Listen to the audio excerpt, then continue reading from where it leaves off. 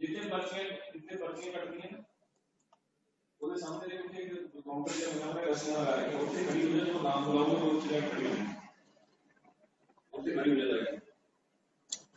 अभी बस 1 मिनट के बाद स्टार्ट कर देते हैं बेटा, 2-3 बच्चों ने ज्वाइन करना है। चलिए, तो today we will be talking about just a very brief document that is sustainable development. ये I think everybody is able to see this. ये आप लोगों ने पहले से पढ़ा हुआ है, तो आज सिर्फ इसे ही डिस्कस करेंगे हम। 15-20 मिनट की क्लास है, उसके बाद you are free to continue your studies. तो what is sustainable development? I need to make it like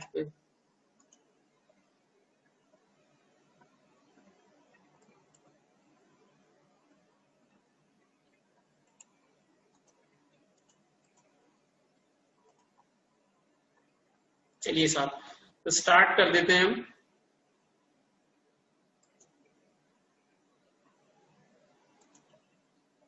तो development, what is the meaning of, यहां से पहला क्वेश्चन ये बनेगा बेटा फॉर 1 मार्क्स और 3 मार्क्स में भी इसे पूछ सकते हैं। इसका एक पार्ट ऐसा है which is like not important from exams point of view, but will be discussing that as well. तो डेवलपमेंट हम सबको पता है कि सस्टेनेबल और डेवलपमेंट दोनों के 2 मीनिंग निकलते हैं। सस्टेनेबल का मतलब होता है लॉन्ग टर्म डेवलपमेंट जिसे आप बोलते हो, या डेवलपमेंट जैसे मैं बोलता हूँ, तो उसका हम सबको पता होता है कि increase in economic growth, increase in economy rate of development. So development that will allow all future generations to have a potential, इस वर्ड पे ध्यान देने की जरूरत है यहाँ पर। यहाँ से इसे fill in the blank बना सकता है वो। Development that will allow, issue आ रहा है बार बार।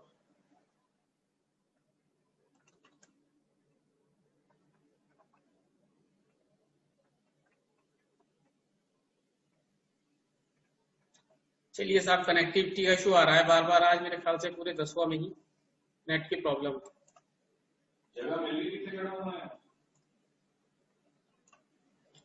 चलिए, तो development that will allow all future generations to have a potential average quality of life that is at least as high as that which is being enjoyed by the current generation.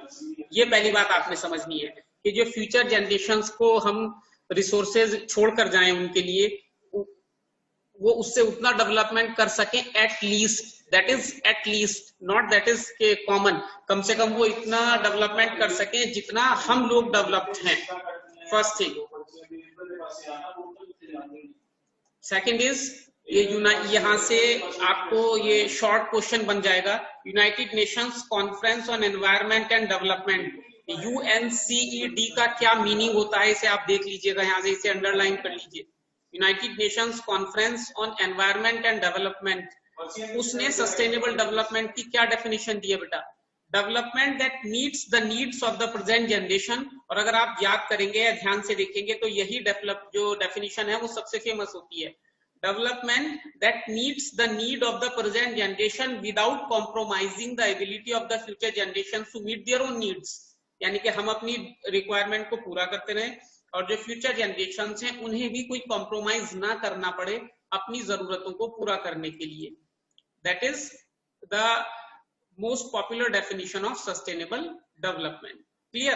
अब तीसरी चीज देखिए, the seminal report our common future, ये एक research report है जिसका नाम है आर कॉमन फ्यूचर। उसने सस्टेनेबल डेवलपमेंट को कैसे डिफाइन किया है? Meeting the basic needs of all and extending to all the opportunity to satisfy their aspiration for a better life। इसका भी वही ऊपर वाला मीनिंग होगा कि सभी की बेसिक जरूरतें पूरी हो जाएं और सभी के पास अपॉर्चुनिटी हो कि वो इन फ्यूचर अपनी लाइफ को डेवलप कर सके, अपनी लाइफ को ऊपर लेकर जा सके। अब इसमें देखिए लास्ट वाली लाइन को जरा ध्यान से देखें, मीटिंग, ये वाली लाइन जिसे मैंने अभी थोड़ा सा ये जो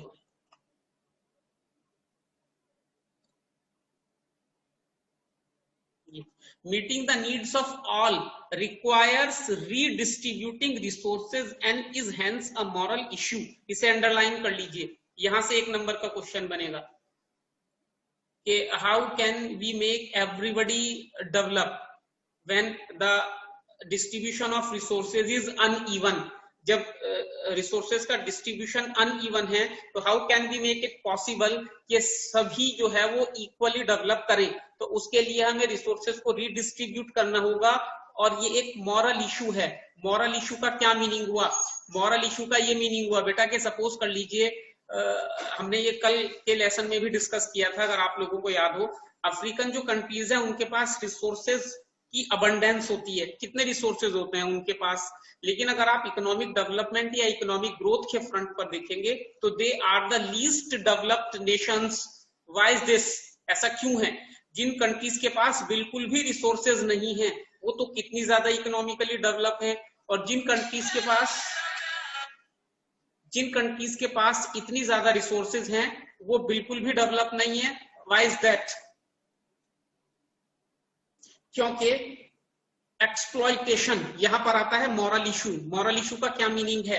America, Germany, Japan, western European countries, Canada, Australia, New Zealand, I am not saying all of them, but generally some of these economies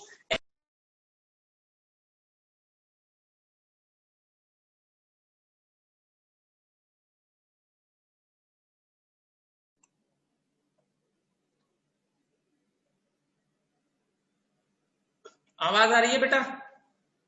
अपने सर से बता सकते हो आप मुझे, आवाज आ रही है बेटा? Thank you. चलिए दोबारा से शेयर करते हैं। ये देखिए, हम इंफ्रास्ट्रक्चर का चैप्टर जो हमने लास्ट पढ़ा था ये उसी का पार्ट है कि हमारे यहाँ का इंफ्रास्ट्रक्चर कैसा है। हम सब उसे फर्स्ट हैंड एक्सपीरियंस कर रहे हैं। कितना अच्छा इंफ्रास्ट्रक्चर है हमारे यहाँ का कि 5 मिनट में हमें 3 बार रिकनेक्ट करना पड़ा। चलिए खैर, तो that is a moral issue कि जितनी भी अफ्रीकन कंट्रीज हैं, अच्छा कुछ चैटिंग भी है, थैंक यू। तो जितनी भी अफ्रीकन कंट्रीज हैं वो सब रिसोर्सेज में हाई हैं लेकिन डेवलपमेंट में कम है, और जितनी भी यूरोपियन कंट्रीज हैं वो रिसोर्सेज में कम है लेकिन डेवलपमेंट में हाई है। Why is that? बिकॉज उसकी जो रूट है दैट इज मॉरल इशू। वो लोग इसे मॉरली ठीक समझते हैं कि हम वहां से रिसोर्सेज ले आए और उनका डेवलपमेंट ना करें, तो इसे हमें चेंज करना होगा। ओके, उसके बाद ये पॉइंट नंबर 4 जो है इसे सिर्फ पढ़ लेते हैं, you need not to think like क्या चीज है। एडवर्ड बार्बियर, ये एक फेमस आप कहेंगे एक्टिविस्ट समझ लीजिए इन्हें, defined sustainable development as one which is directly concerned with increasing the material standard of living of the poor at the grass root level. उन्होंने सस्टेनेबल डेवलपमेंट को यहां अंडरलाइन करके या सामने ऊपर नीचे ब्रैकेट में लिख लीजिए, एडवर्ड बार्बियर ने सस्टेनेबल डेवलपमेंट को सीधा सीधा इनकम से कनेक्ट किया है। This can be quantitatively measured in terms of increased income, real income, educational services, healthcare, sanitation, water supply, all this comes with income. तो एडवर्ड बार्बियर ने standard या सस्टेनेबल डेवलपमेंट को इनकम से सीधा सीधा कनेक्ट किया है। यहाँ ये बात याद रखने की है। इसके बाद देखते हैं कि आप लोगों का, हम लोगों का क्या रोल है। The present generation can promote development that enhance the natural and built environment in ways that are compatible with conservation of natural assets। यानी कि हम इस तरीके से डेवलपमेंट करें, इस बात का सिंपल मीनिंग ये निकलेगा, हम इस तरह से डेवलपमेंट करें बेटा कि जो हमारा नेचुरल एसेट्स है, नेचुरल रिसोर्सेज हैं, वो कंजर्व रहे। कंजर्व का मतलब हम उन्हें यूज तो करें लेकिन इस रेट तक यूज ना करें कि वो एक्सटिंक्ट हो जाएं, वो खत्म हो जाएं, वो सिर्फ हम ही यूज करें इन द कमिंग 20-30 ईयर्स, और उसके बाद हम सोचें कि फिर तो हमने चले जाना है, जो होगा तब के लोग अपने आप अपनी बात देख लेंगे, सोच लेंगे, जैसा अक्सर सोचते हैं। Then preservation of the regenerative capacity of the world's natural ecological system, यानी कि हमने ये फर्स्ट पार्ट में इसके पढ़ा था 9th A के नाम से, जो मैंने आपको नोट्स भेजे थे। जो रीजेनरेटिव कैपेसिटी है हम उसे इतना टाइम दें कि वो अपने आप को हील कर सके। अभी हम लोग क्या कर रहे हैं, देखिए आप लोग, आपने इन चीजों को गूगल करके देखा कीजिए, 5-10 मिनट लगते हैं आपके पूरे दिन में।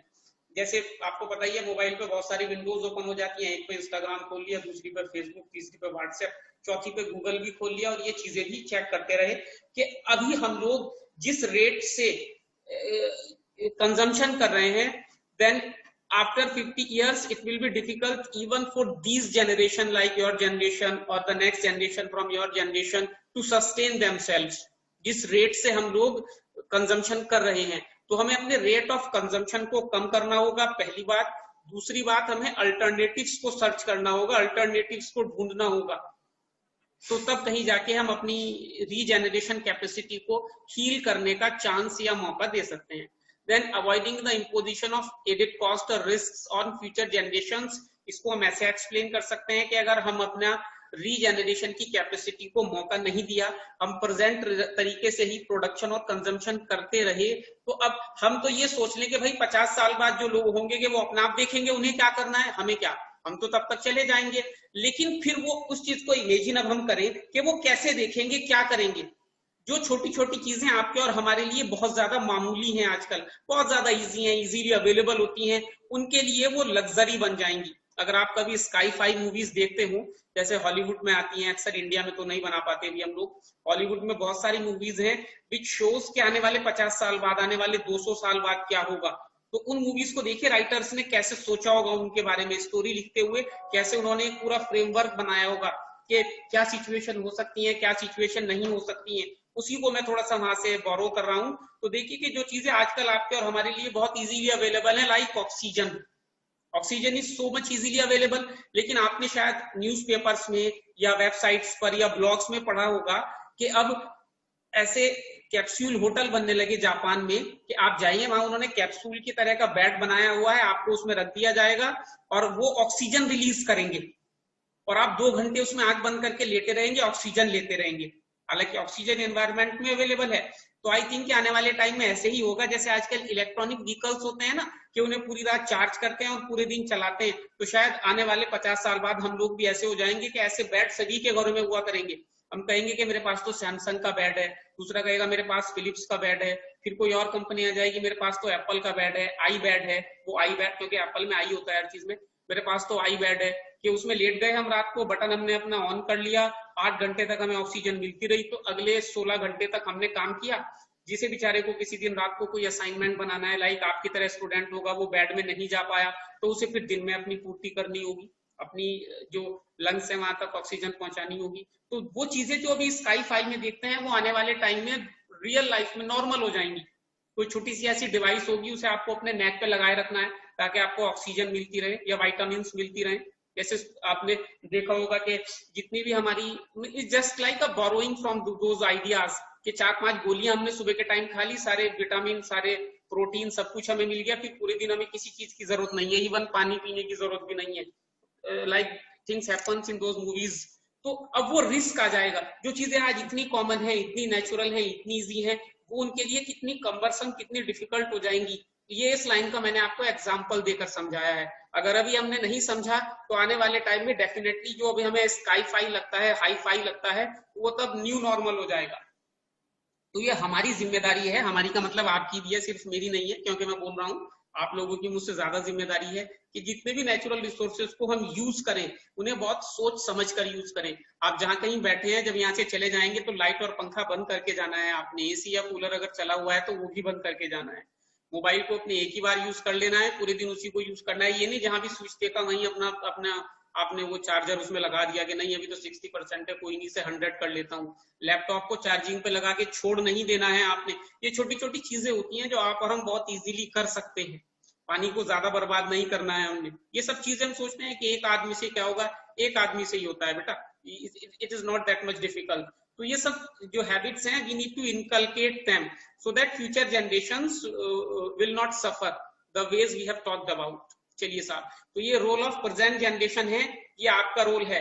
और आप अपनी जो नजरें हैं वो क्लास में जमाए रखें, इधर उधर अपनी फैमिली से बात ना करें। मैंने लास्ट क्लास में भी बताया था, I keep on watching everyone. Then steps to achieve sustainable development, इसे जरा ध्यान से देख ले, बस लास्ट टॉपिक है, ज्यादा आपका टाइम नहीं लेना है।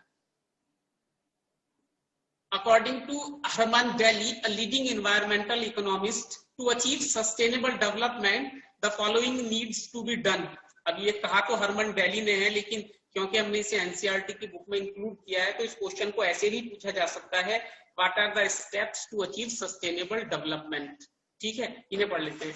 Limiting the human population to a level within the carrying capacity of the environment. अब ये तो डिफिकल्ट सी बात है बड़ी, लेकिन चलो उन्होंने कह दिया कि जो कैरिंग कैपेसिटी है, यानी कि जितने लोगों का, जैसे होता है ना एक शादी में 500 लोगों का खाना बनवाया आपने, तो उसे 550 खा लेंगे, तो दैट इज कैरिंग कैपेसिटी, अगर आप लोग मेरी बात समझे।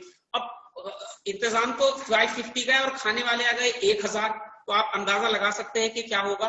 शुरू में तो थोड़ा बहुत ठीक चलता रहेगा, फिर जैसे जैसे भीड़ बढ़ेगी तो जिसके हाथ में जो लगेगा वही खा लेगा, कुछ को कुछ भी नहीं मिलेगा तो वो आपको पता है किस प्रकार की भाषा का प्रयोग करेंगे। तो all those chaos which happens ऐसे ही होने लगेगा फिर। और ये आजकल आप देख भी सकते हैं कि बहुत सारी जगहों पर जो चीजें बिल्कुल नॉर्मल है एक पर्टिकुलर नेशन के लिए, दूसरी जगह वो लग्जरीज है। क्यों हो रहा है ऐसा? क्योंकि जो पॉपुलेशन है वो कैरिंग कैपेसिटी से धीरे धीरे बढ़ रही है। अब कैरिंग कैपेसिटी क्या होती है, यहां से इसकी डेफिनेशन आ सकती है stand alone. Carrying capacity the environment is like a Plimsoll line of the ship which is the its load limit mark. अब आपने देखा होगा, अगर आप मेरा हाथ देख पा रहे हैं, तो जो पानी की जहाज होता है ना, कश्ती होती है, वो ऐसे होती है, इस तरीके से होती है। यहाँ पे व्हाइट बोर्ड नहीं है। अब जब आप ध्यान से उसे देखेंगे तो एक नाव में, एक शिप में, एक कश्ती में आप कितना सामान रख सकते हैं, उसकी एक लोड कैरिंग कैपेसिटी होती है, वो कितनी होती है। उसके लिए अगर आप किसी भी शिप के स्ट्रक्चर को अभी यूट्यूब पे या नेट पे ध्यान से चेक करेंगे, तो जहां पर उसका कर्वेचर खत्म होने के बाद सीधा होना शुरू होता है ना बेटा, वहां पर एक लाइन खींची रहती है which is known as Plimsoll line. ये सिर्फ आपको आपकी नॉलेज के लिए, ऐसा हमने कहीं इसका यूज नहीं करना। तो उसी तरीके से जैसे मैंने आपको भी शादी वाला एग्जाम्पल भी दिया, जब कैपेसिटी से ज्यादा लोग हो जाते हैं, वो चाहे शादी है या शिप है या एयरक्राफ्ट है या हमारा ये ग्लोब, हमारी अर्थ है, तो फिर कैओस होना ही होता है। In the absence of the plimsoll line for the economy, human scale grows beyond the carrying capacity of the earth and deviates from sustainable development. तो फिर आप सस्टेनेबल डेवलपमेंट नहीं कर सकते। क्यों? क्योंकि आपकी करंट पॉपुलेशन इतनी ज्यादा होती है कि आप जो रिसोर्सेज को यूज करने का आपका रेट होता है, that increases so much that it becomes difficult for us to develop in a sustainable way. पहली बात, यहाँ से कैरिंग कैपेसिटी का आपको पता होना चाहिए, प्लिमसोल लाइन का आपको पता होना चाहिए। Technological progress should be input efficient and not input consuming. इसका सिंपल सा मतलब है कि जो टेक्नोलॉजी आप यूज करें वो आपके इनपुट को, रॉ मटेरियल को कम से कम यूज करें, मिनिमम यूजेस में मैक्सिमम बेनिफिट मिले। Renewable resources should be extracted on a sustainable basis, that is rate of extraction should not exceed rate of regeneration। ये हम लोग पहले भी पढ़ चुके हैं, ये 4-5 वर्ड है इस चैप्टर में। Extraction, regeneration, carrying capacity, absorptive capacity, ये आपने याद रखने हैं। इनके डेफिनेशन या स्टैंड अलोन इनके पूछने के बहुत ज्यादा चांसेस हैं। For non-renewable resources, rate of deflation should not exceed the rate of creation of renewable substitutes। वही वाली बात है, रीजेनरेशन और एक्सट्रैक्शन तो वहां पर होता है जहां पर रिन्यूएबल रिसोर्सेज होते हैं, यानी कि दोबारा मिल जाएंगे हमें फिर solar energy, water energy, hydel energy. लेकिन जहां पर दोबारा नहीं मिलेंगे लाइक फॉसिल फ्यूल्स, तो वहां पर रेट ऑफ डिप्लीशन जो है, यानी कि rate of depreciation, rate of usage जो है, वो रेट ऑफ क्रिएशन से कम होना चाहिए, which is difficult now onwards। and inefficiencies arising from pollution should be corrected। यानी कि पॉल्यूशन कम से कम हो, अगर पॉल्यूशन हो रहा है तो उससे जो प्रॉब्लम्स क्रिएट हो रही हैं उन्हें ठीक करने का कुछ ना कुछ तरीका हम लोग ढूंढ लें। तो these are the 5 points. 4 number में या 3 नंबर में ये क्वेश्चन आ सकता है। Right any 4 steps, right any 3 steps to achieve sustainable development। What is carrying capacity, what is plimsoll line, why it is necessary। इस क्वेश्चन को बिल्कुल देखिए, यही क्वेश्चन है, पूछने का तरीका बदलेगा, फिर आप सोचेंगे कि ये तो हमें बताया नहीं था या इसकी हमने ऐसे प्रैक्टिस नहीं है। Why it is important for carrying capacity to remain within a certain limit, because if it will not remain in certain limit, then it will result in over usage, which will lead to unsustainable development। चलिए, आज इतना ही हमने discuss करना था। अब आपका time है, आपने कुछ पूछना है, कुछ भी आपने पूछना है तो यू कैन आस्क।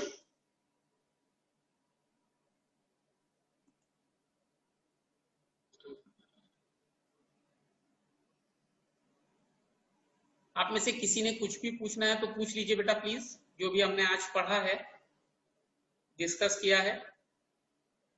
कोई क्वेश्चन है, हम मंडे में इस चैप्टर को फिनिश कर देंगे। कोई आपका क्वेश्चन है, कुछ आपने पूछना है, जैसे आप डेली पढ़ते हैं इतना ज्यादा मेहनत से, तो आपने पढ़ा हो कल, उसमें से कुछ आपको समझ में ना आया हो, या उससे पहले आपने कुछ पढ़ा हो जो आप नहीं समझ पाए, any question arising out of that, any word, anything like that you would like to ask?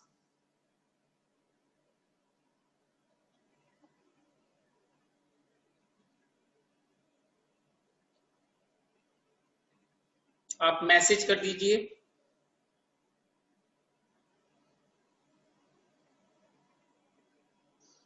I think we'll finish this chapter on Monday. हाँ, मूवी का नेम आपको बताया जाएगा, मूवी का लिंक भेज दिया जाएगा आपको। ये क्वेश्चन पूछने का नहीं है, वो तो मुझे याद है, मैं भूलूंगा नहीं। लेकिन मुझे पता है कि आप में से सिर्फ 5 से 10 लोग ही उस मूवी को पूरा देखेंगे 15 मिनट देखने के बाद। फिर भी मैं भेज दूंगा, डोंट वरी अबाउट दैट। और अगर घर वाले कुछ भी कहेंगे तो वो आपकी रेस्पॉन्सिबिलिटी होगी, मेरी नहीं होगी, मैंने पहले ही बता दिया आपको। ऐसे तो कुछ कहेंगे नहीं वो, क्योंकि वो मूवी ऐसी है कि उन्हें खुद भी अच्छी लगने लगेगी अगर ध्यान से देखेंगे।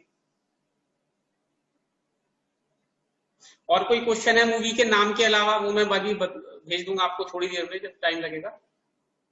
Anything else you would like to ask बेटा? I am not receiving any chat, any message और एनीथिंग।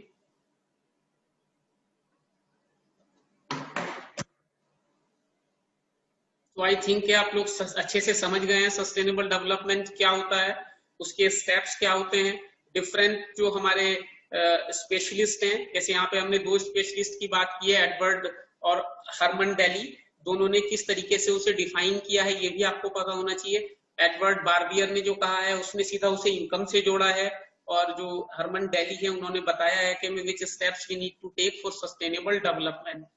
UNCED की फुल फॉर्म क्या होती है, यहाँ से ये क्वेश्चन भी बन सकता है। अब मेरा ज्यादा फोकस इस बात पे है आपकी MCQ की परफॉर्मेंस को देखकर कि आप ये पहचानना खुद से स्टार्ट कर दें कि हाँ यहाँ से ये MCQ बन सकता है, और you could get 20 out of 20 in your. और MCQ के क्योंकि क्वेश्चंस बढ़ भी सकते हैं अभी, अगर ये कोरोना टाइम ऐसे ही चलता रहा तो to make your task easier, CBSE को तो लगेगा कि इजी है लेकिन आपके लिए डिफिकल्ट हो जाएगा। वो MCQ के नंबर्स 50% भी कर सकते हैं कि 80 में से 40 मार्क्स के MCQ दे सकते हैं वो आपको। तो वहां पे फिर अगर आप अच्छे से पढ़ेंगे तो अच्छी बात है, otherwise that can create a problem as well. तो अब ये देखने की कोशिश करें अच्छे से कि यहाँ से हाँ इस चीज की डेफिनेशन, इस चीज की फुल फॉर्म, इसका मीनिंग हमसे पूछा जा सकता है इन MCQ। So I'm not receiving any questions from your side. Thank you very much for joining this class. Have a nice day. Stay inside. Take care of yourself.